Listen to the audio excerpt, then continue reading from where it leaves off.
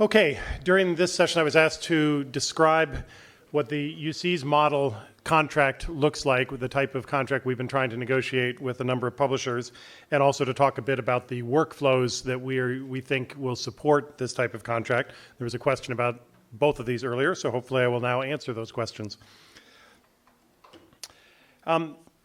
First, let me talk about our situation today. Right now, the University of California libraries collectively pay about $40 million US in subscription funds to publishers. That comes from the state. We're a public institution. But in addition, our authors pay about another $10 million in APCs. So we pay about $50 million in total to publishers for publishing, about 40 from the libraries and about $10 million from UC authors. APC revenue, and this was mentioned by one of the earlier speakers, is increasing rapidly in this industry. Delta Think has estimated that there's been, over the last 3 years, about a 16% per year growth in APC revenues. Now, that isn't all from price increases. It's partly from price increases. It's partly from increased publishing of APC-funded open access. In the University of California, what we've seen is an increase just from the data I have at the moment is from 2016 to 2017. We went from 6.7 million to 10 million, which was a 30% year-over-year increase. So our open access publishing is increasing quite rapidly, funded by author payments. The alternative that we are now trying to negotiate with a number of publishers is a transformative open access agreement that we refer to sometimes as integrated or offsetting, and lately much more common jargon for it has been publish and read, which came out of Europe. It's an agreement that transitions the industry from the pay-to-read model to pay-to-publish, transitioning it by gradually shifting the funds from paying for subscriptions, paying to read, into paying for publishing. And that's the idea of the offset. Basically, the simplest version of thinking of this is we now want a single agreement that covers both the publishing and the reading side, rather than the libraries paying part and the authors paying part separately. And for every additional dollar that we pay in open access publishing fees, we want to see a dollar decrease in subscription fees, so that we're transitioning the subscription money into publishing. Because of the nature of decentralized funding for research in the US, we also want to address sustainability, where each institution is responsible for its own costs rather than it all being centrally provided by the government. And to do that, we want to implement what we call the multipayer model, which includes authors still paying part of the cost, but through the integrated contract, and that's what I'm going to describe. This also has an advantage, which I talked a little bit about in an earlier answer, of getting authors to have what we call idiomatically skin in the game, which is to say that authors in our model will have some reason to care about how much the publishers are charging and who they are, and will then have some reason to start caring about where they send their articles and create a new type of competition in the industry that we don't currently see very much of. So how does this multi-payer model look to authors? The easiest way to think about it, and probably the most important way to think about it, what is it going to be for them when we implement it? And by the way, this is the model that we've agreed to with Cambridge University Press, so we are in the process of implementing this right now for the publications that our authors do through Cambridge University Press. First, the author decides on where to send their article and hopefully gets it accepted. So they select the publisher. Of course, the publisher also has to select them. It's a mutual process, but the author starts that and then gets an accepted manuscript. At that point, the author makes a choice to either publish open access or closed access. What we're doing is setting it up so the default is open access. The author has the right, however, to opt out and say, no, I really don't want this to be open access for whatever reason. If the author chooses open access, then the library will pay a subvention or part of the open access fee for every article published by a UC author. The author pays the other part out of their research funds, grant-funded or other sources of research funds, if they have it. So that's the top line. The library pays a subvention plus grant funding, and the two sources of money come together to pay the total fee. But If the author doesn't have funding, then the library will pay the full amount. And you heard Martin from Copernicus talk about the fact that they do this by the publisher offering 10% of the pages for free, that authors who don't have research funding don't have to pay. The model we're working out with publishers, particularly for-profit publishers and large nonprofits, is of traditional journals, is that the library will pay the amount that the author isn't able to pay. So if it's an open access article, the payment goes through one of those two channels. Of course, if the author chooses closed access, there's no publishing cost. There's no fee for publication. We think there are clear benefits for authors depending on which of these paths they choose. One thing is that we negotiate as a library now the APCs, rather than the publishers just setting them and the individual authors not really having any bargaining power over how high the APC is. Now we have the libraries negotiating contractually the APC for the entire institution, or the consortium in our case. So the libraries are hopefully getting a discount or a lower APC than was there before. And we are also providing the subvention from the library so that the authors are paying much less than they would have before if they wanted to publish open access. Now, not all authors are publishing open access. It's only about 5% of UC authors who publish in Elsevier journals, for instance, pay the open access fee, and we're trying to get that up to 100%. But at least for that group of authors who already were paying fees to publish open access, we're saving them a lot of money. We're both negotiating a lower price per article, and we're paying approximately half of that cost from library funds. So that works great. And in fact, for some journals with lower APCs of the sort that we heard about from Copernicus and from the internal cost of scope, it may be that the entire cost is actually being covered and the author doesn't have to pay anything. So that in that case, the author benefits. If they were going to publish open access anyway and pay the fee, they're paying less and possibly even nothing. Some authors may have chosen not to publish OA at all. They opt out, and they're basically in the same situation they were before, so there's no cost to them. It's not a benefit, but they aren't penalized in any way. And then some authors might have wanted to publish open access, but they didn't previously, and possibly because they didn't think they had sufficient funding, grant funding available, but the libraries are going to cover those authors. So they also benefit because they now get to publish open access, even though they don't have the research funding for it. So that's our basic model. In sum, all authors are at least as well off as they would have been under the previous subscription contract, and most, in fact, are better off because either they're getting open access and greater readership and visibility for their articles that they weren't getting before, which they choose to take, or if they were getting it before, they now get it at a lower cost to them. So let me break down the components of this model and how it works from the library's point of view or the institution's point of view. Basically, we are proposing contracts that have two components, a reading fee and a publishing fee. The publish and read model, or the read and publish, we don't actually care about the distinction. Some people like to slice and dice that finely. The total contract cost then is how much we're paying in reading fees and how much we're paying in publishing fees. The reason why we might have any reading fee at all is that many journals, particularly society journals, publish some content that is not peer-reviewed content. It is not scientific content. It's comments and notes and other communications and so forth. So they have some material that is not of the same nature and maybe should be paid for through a different channel. Or we can think of this as transitional, that eventually we go to all publishing fees and eliminate reading fees, but we are interested in that transition. So we're starting off with having some reading fee and some publishing fee. The publishing fees, the reading fees we know about. Those are the subscriptions that we've always paid. The publishing fees are being paid by these three different pots, if you will.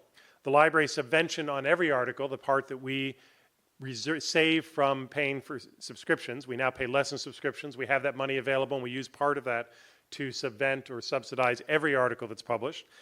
The part that's paid by grants by the authors when they have the grant funds available. And then when they don't have the grant funds available, the rest of our savings on subscriptions as libraries we use to make up for those authors and cover their total cost. So there's three different sources, if you will, although two of them are coming through the library budget. The current contract form that we're using and proposing to other North American institutions has that reading fee fixed. It's a certain amount that is fixed at the start of the contract and lasts for the life of the contract, say 3 years.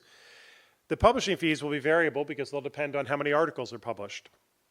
And then the total contract cost has an initial base amount. It's based on last year's publications and the agreed upon reading fee. So it starts at a given amount in the first year.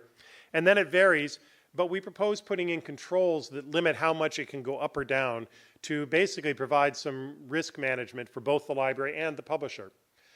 If the number of articles published goes up, the cost of the contract goes up. We're proposing a 2% per year cap on that so that the library's cost only goes up at most 2% per year. If the number of articles published in that journal or with that publisher go down, then the publisher's revenues would go down relative to the subscription model, and we propose a 2% cap on that reduction to give them some risk management so that their revenues don't go down too much. I'll only walk through a contract for a couple of years so you can see quickly how this works. I'll go through quickly. It's not that's surprising, I don't think.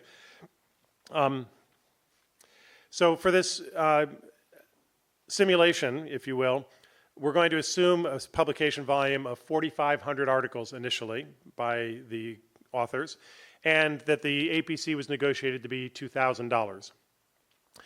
That means that initially we would have a contract cost of $10 million, which consists of a reading fee of $1 million. This is just an example. We made it up. But suppose we set that reading fee at $1 million and then $9 million in publishing fees, the 4,500 articles at $2,000 an article. So in year one, that is the base. So there's no increase or decrease. That's where we start. So the theoretical cost is $10 million and the actual cost is $10 million. Now suppose in year two that the number of articles goes up by 3% to 4,635 articles. So authors submit and get accepted more articles. The base contract cost was $10 million. We've got a 2% plus or minus range on that. The reading fee stays at $1 million. Now the publishing fees go up to $9.27 million, which would lead to a theoretical cost of $10.27 million, but that's more than the 2% range that it can vary. So the actual payment is limited to $10,200,000, $10.2 million. So we cap that and prevent the cost from going up too rapidly.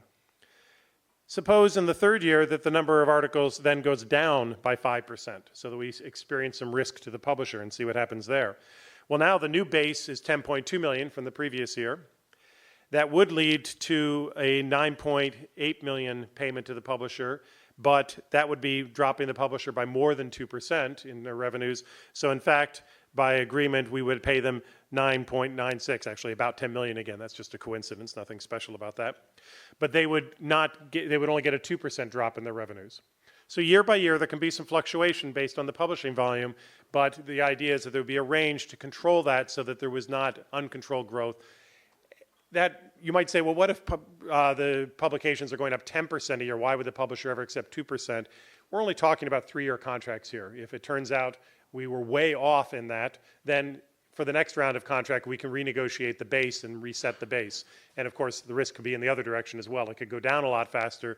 So every few years, when we do a new contract, we can reset the base.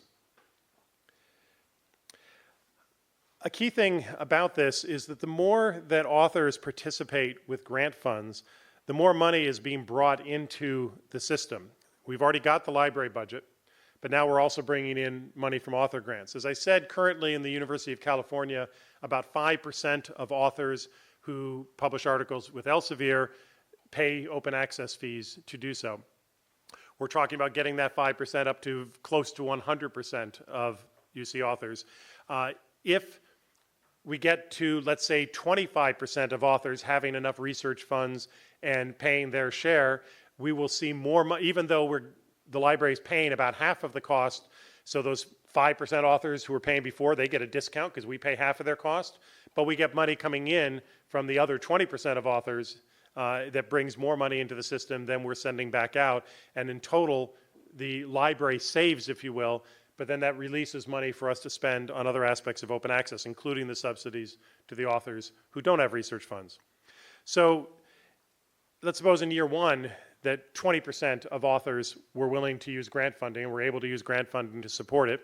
That brings in, they would pay the green slice of the total cost. If that goes up, so that by year four, or year three rather, 40% of authors are using their grant funds, that's releasing more money from the library, which enables us to, first of all, cover the cost of the subsidies to authors who don't have grant funding, but it also enables us to offer a similar subvention for pure open access journals. I mentioned, for instance, that we're negotiating with PLOS to set up a similar thing where the library would subsidize the author's payments there so that they're on an equal footing, so that they're not disadvantaged relative to our agreements with the traditional publishers.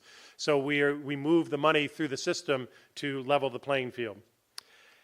The fact that bringing grant money into the system this way, and that we think that more money will be brought into the system, and in a moment I'll talk about how much and why the authors might or might not agree to do this, does create a tension in negotiations that I want to alert you to and think about. The publishers might well, and we have seen this, think to themselves, oh, the library is going to be our partner in taking money away from the authors and giving it to us. That sounds pretty good. That's not what we intended. We're not trying to take money away from the authors to give it to publishers. We're trying to get a balanced, sustainable model for paying for open access within our university. So this can be an issue. It's something you have to watch out for. The publishers may say, yes, if you bring more money in, that's great, as long as we get to keep it or get to keep some of it. And you need to be very careful in negotiating an offsetting agreement so that you aren't actually just being a partner on behalf of the publisher, extracting money from your faculty to send off to the publisher. So just a quick alert that that does come up.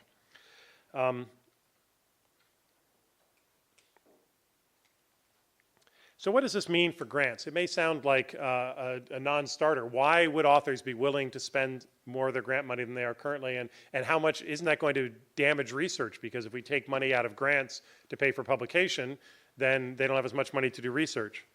Well, it turns out that publishing, as you probably realize, is a very small fraction of the cost of research. And I only have the US numbers here. I don't know what the percentages are exactly for South Africa or other countries, but I suspect it's not actually that much different. This is looking at the total cost of publishing for US published articles at the average APC currently in effect in the world, relative to the amount spent on those articles to do the research underlying them by the major funding agencies, the National Institute of Health, the National Science Foundation, and then all federal funders together in the US. It's only about 1 to 1.5% of the total research funding budget is enough to pay for the total cost of publication. Now, that's not a trivial number of dollars. We all know that subscriptions add up to a fair number of dollars. University of California is spending $50 million. It's not trivial, but it's still only about 1 to 1.5% of the total amount of research funding that the University of California is getting from the federal government, is one way of thinking about it.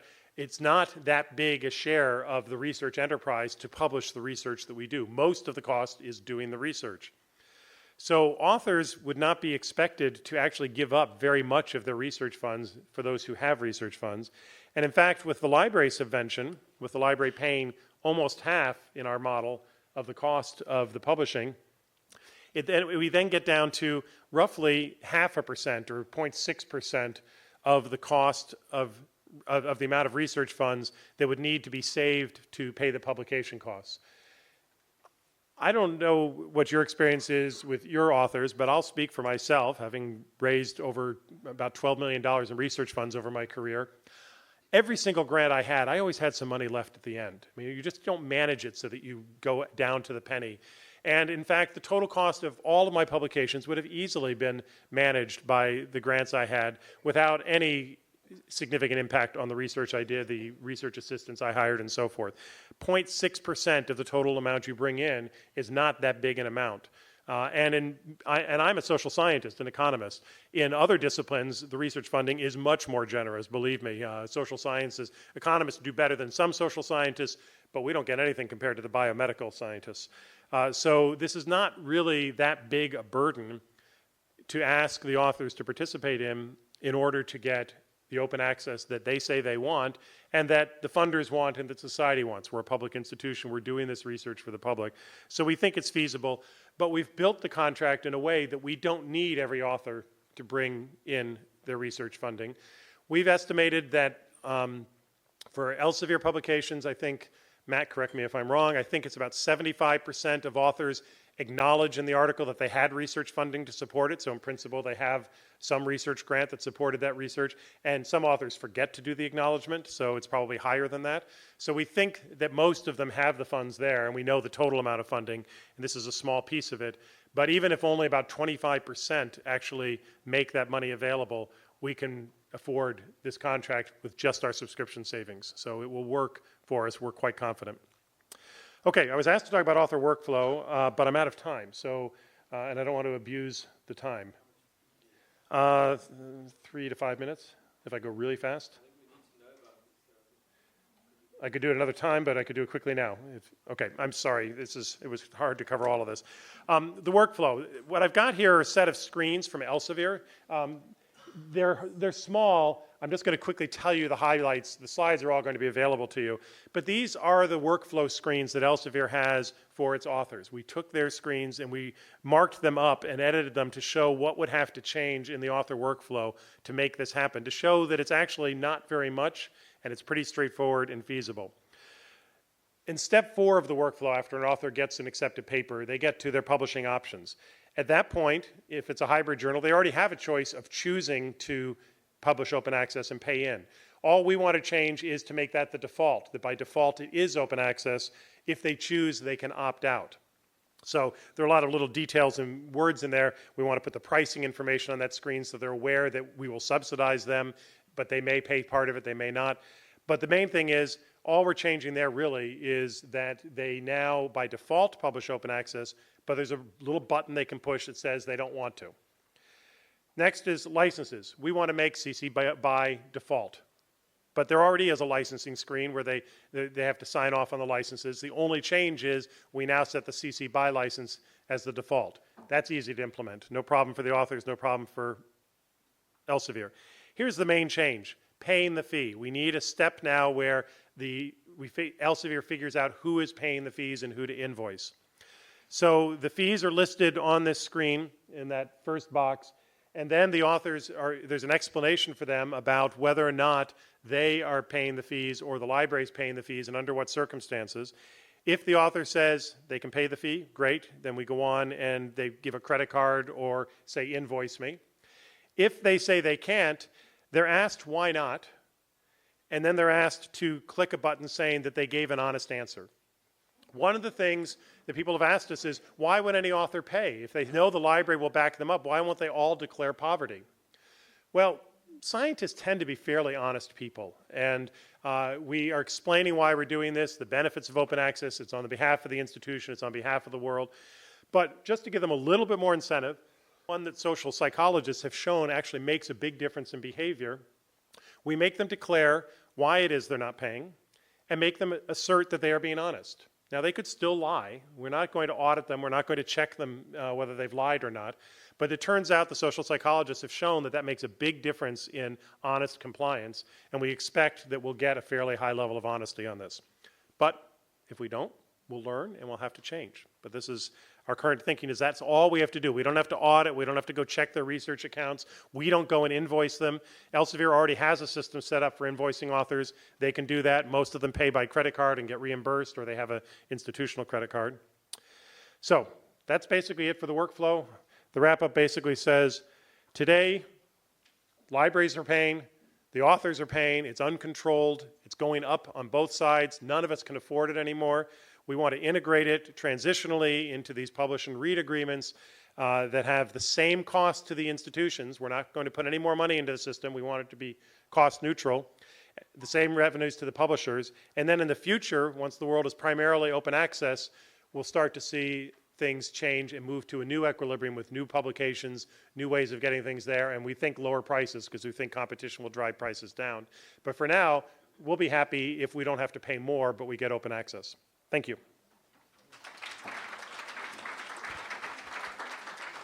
One or two questions, if there are any, for all the speakers in the group. Yes, Ellen. First one is actually to Jeff. And that is just to be, if you can just get us, confirm to me what I understood in terms of how you're going to pay for the APCs, in terms of, is it existing money? I think I heard you saying in terms of maybe some of the savings, you know, if it's a fixed price, and then you're also getting more money from, probably get more money from the authors who have grants or something like that. Or is it all coming out of your existing budget? So that is, I just wanted to get clarity around that. And I think you've already indicated that in terms of the researchers, you know, if those that do get grants, our experience is, yes, they tell you they don't have any money, but when we decided we will just pay 50%, suddenly they were able to get the other 50%. But I think yours is specifically, you know, where you're going to get the money from to pay for the APCs. The quick answer rather, on where the money is coming from in the deals we propose. Let me use the Elsevier example because we've published the numbers and it makes it easy. Currently, the libraries are paying $11 million and the authors are paying $1 million to Elsevier. So there's $12 million, and we're saying we will guarantee Elsevier you still get $12 million next year. Where is that going to come from? Well, for the libraries to not have to put in more money, that means we need at least $1 million from the authors still. Now, they have a choice of all suddenly declaring poverty and saying not. But it's 5% of the authors that are currently putting in $1 million. With 100% of the authors publishing open access, as long as 10% of them put in half the amount, because the library will pay half, the authors pay half, so we only need 10% of that 100% to say, yes, we have money and we'll put it in. We're pretty confident that since we know at least 75% of them have grant funding, that at least 10% of them will pony up and will participate. That's, we think, very conservative. If it's anything beyond that, which we expect will happen, that means it saves the library money. It actually costs us less, which we have committed to invest in other open access activities. So we will refund all that money, just like in scope, they're taking it out of subscriptions and funneling it in a different direction into open access. So all we really need is to go from 5% of authors agreeing to put in the full amount of APC to 10% of them agreeing to put in half, and we're held harmless. The libraries are held harmless. So we think it's quite feasible. Thanks, Jeff.